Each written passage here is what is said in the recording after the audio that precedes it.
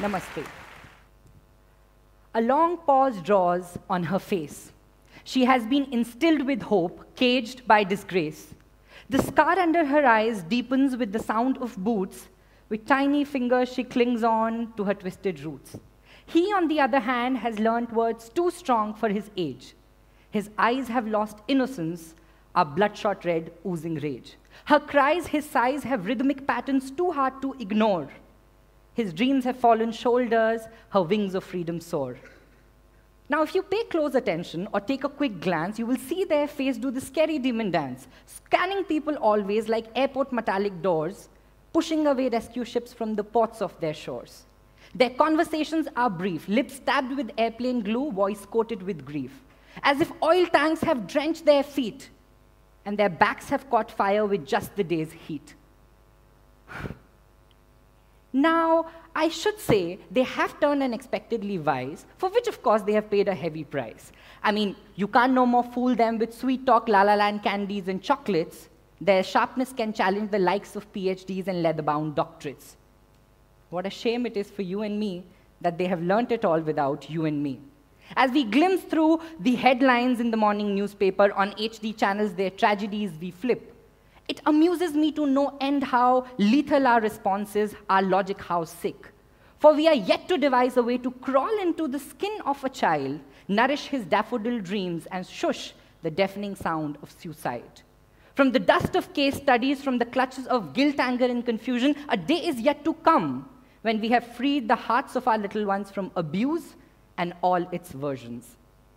He now plays in the field, has around him an impassable shield, while she strolls in the park covered in a thick-skinned bark, and this is fine, as they have learned to live with caution, and also something which is of prime importance, that every era, every continent, every race carries one such story. From these breaths of brutality have risen persistently humans of glory.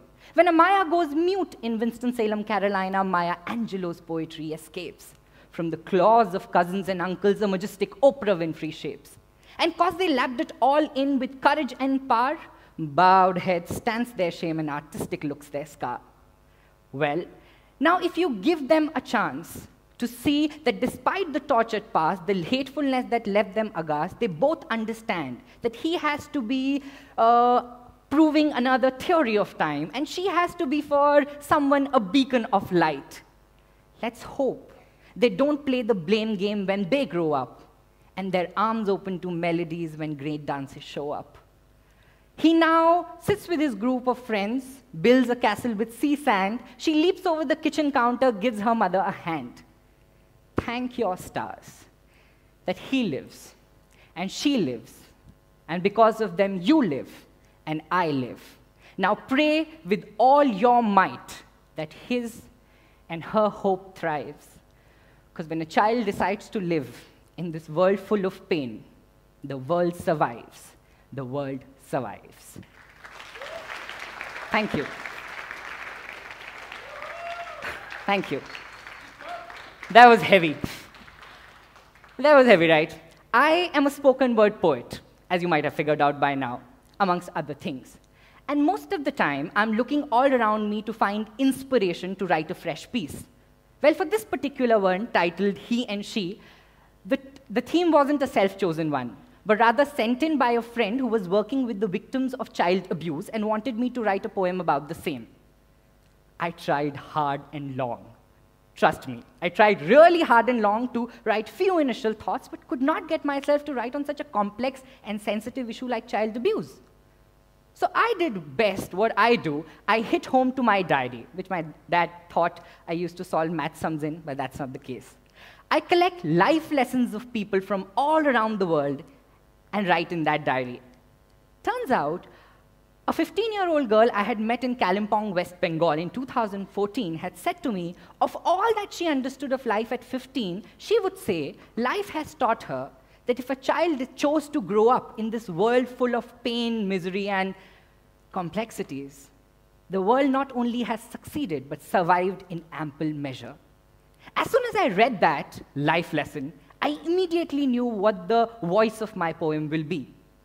But this technique of finding a solution, a nugget of inspiration, a word of comfort, a solution to a problem is not new to me.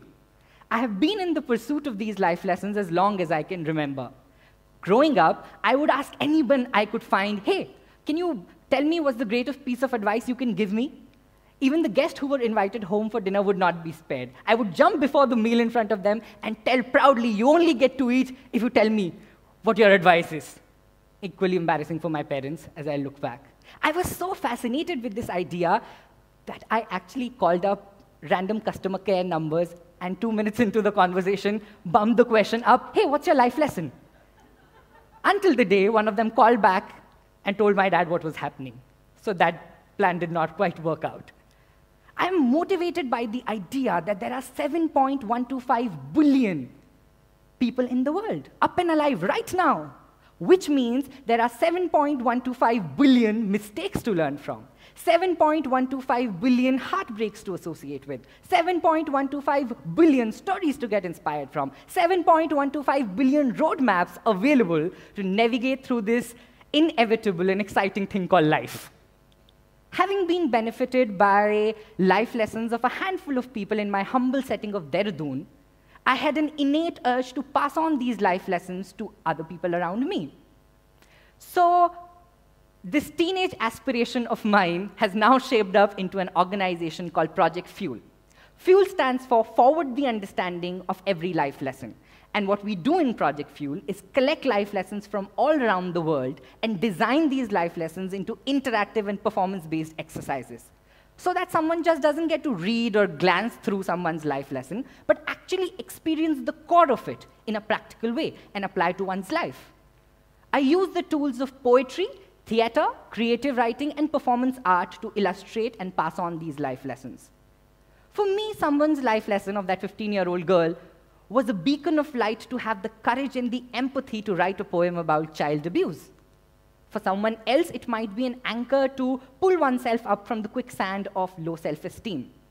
Not so long ago, I was traveling in the Delhi metro, and a 33-year-old woman sitting next to me, a co-passenger, I asked her what's her life lesson. Apart from the dirty look she gave me for asking that question 9 o'clock in the morning, she told me that she had learned from life that if your face can surprise you in the mirror every morning, you're still having a good life. I passed on that life lesson to 200 nurses in a nursing college in Punjab using 300 pieces of mirrors. Take a look.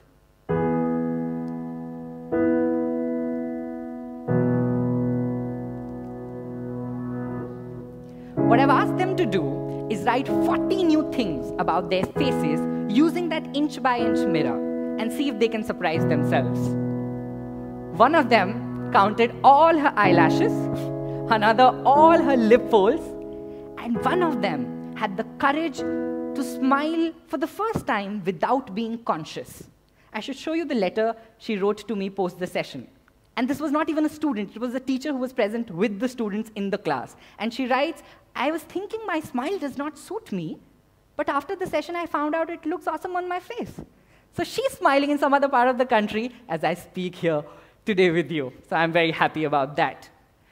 These life lessons are not only helping people have a moment of self-introspection or epiphany, but are also improving relationships. Turns out, after my last TEDx Gateway talk, a man went home and had the courage to ask his wife a question.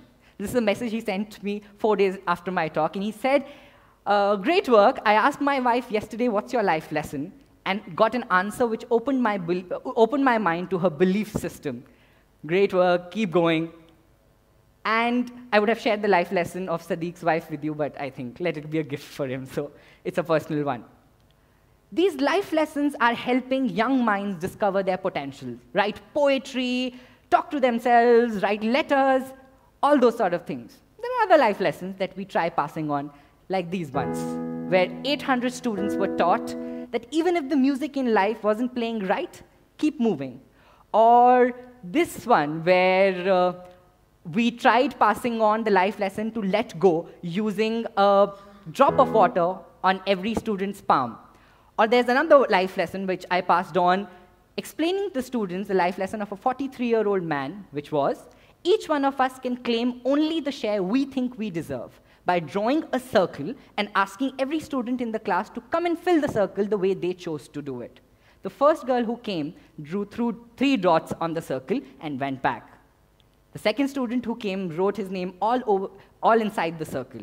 The third boy who came in just drew multiple circles inside the circle. After 300 students, the 300th student who came took the chalk, drew a circle outside my circle. And I asked him, why did you do that for? And he said, who defines the circle, you or me? And I told him that a 43-year-old man is really going to be happy because his life lesson is that each one of us can claim only the share we think we deserve. And the class understood it. Whereas Hitler's face taught us that we are too judgmental too soon, and we need to understand it. I have received numerous emails and messages from people all across the country that the life lesson of a 5-year-old girl, Nisha, inspires them every day and reminds them that they have to finish whatever they have started. And what did Nisha say? At 5, she said she understood that when you're done using the jar, remember to close the lid. From the other end of the spectrum, the life lesson of a 100-year-old Mohini Sharma inspires young minds all across the country to keep asking questions, because her life lesson at 100 was, stay curious until your last breath. And it gives people the motivation to not have the fear of humiliation and the doubt of being irritating in a class. We lost her 2 weeks after she shared with me her life lesson of 100 years. I have traveled and taught people from age 4 to 96, all across India, from all walks of life, only to know this for sure, that being vulnerable might not be easy and profitable in the given sense. But if we are brave enough to say to somebody, hey, you know what? I learned this particular thing from my failure or my success or my circumstance or my mistake, and I want you to have it. We are improving their lives in a valuable way.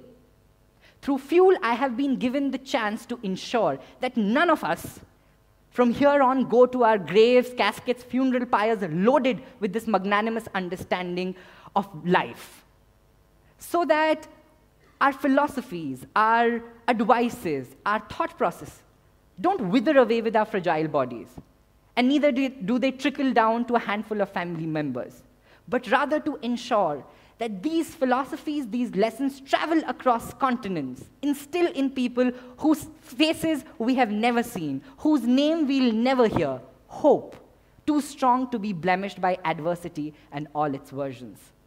I take this job very seriously, you know, and therefore I'm on a mission. I'm on a mission to establish Project Fuel communities all across globe that will allow people the space to learn from each other's lives and grow from each other's lessons. Because I feel, who knows? Who knows, maybe you have cracked the code of how to get out of a failed relationship. You have discovered or invented a theory of how to be successful in a particular job prospect. Who knows? Share your story. That's my life lesson, by the way. Thank you. I really, truly hope that the generosity of this generation is able to surpass the needs and expectations of those to come, so that when they are told that these complexities of the things that happen in life are too small to overshadow the simplicity of life overall, they too can believe it. If you don't have the means to spread your life lesson, send it to us, so that we can pass it on through Project Fuel for you. Share your life lessons. Have a great life and much greater life lessons, everybody. Thank you so much. Namaste.